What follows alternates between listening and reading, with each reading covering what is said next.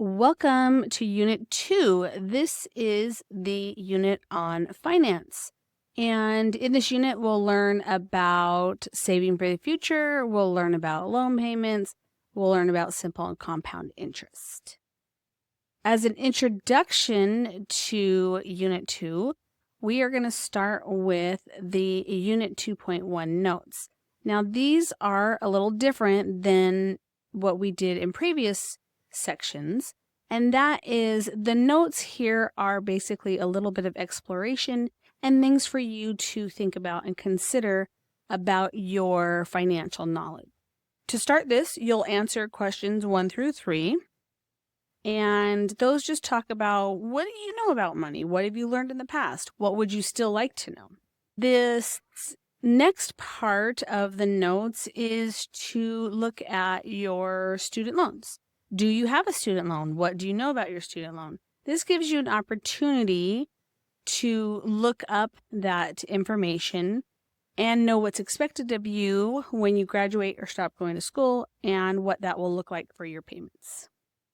If you currently don't have a student loan, then still investigate what it might look like for the future. So if maybe you're going to the university next and you're going to take out a student loan, or maybe you're thinking about grad school, or maybe you have a family member who does have a student loan that would be willing to share that information with you.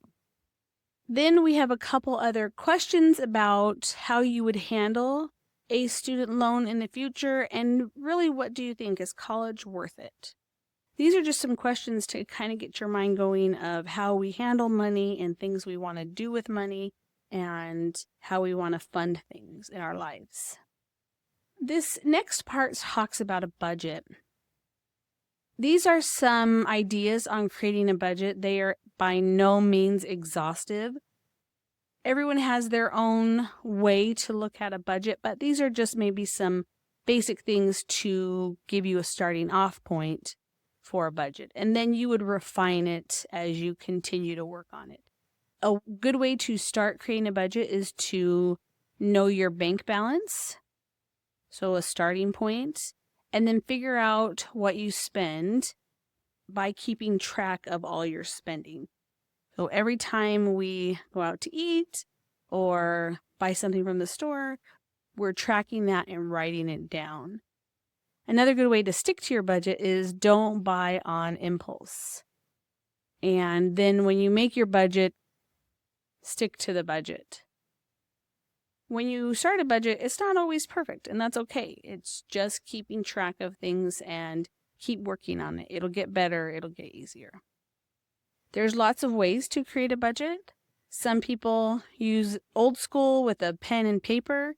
You can use a spreadsheet if you really want to know every little thing and you want to see it all laid out using Excel or Google Sheets or another spreadsheet. Or there's a bunch of apps out on the market that will help you keep track of what's coming in and what's going out. The last part of the notes is to do this practice problem. And it shows you the income, which is the green columns, and then the expenses, which is the pink columns. One thing to keep track of is we want to know the income by the month and the expenses by the month. So if the units are in months, you need to adjust for that.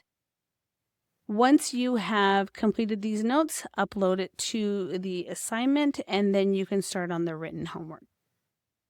This section of notes is a little bit different, but in the next section, we'll be back to looking at formulas and simple and compound interest.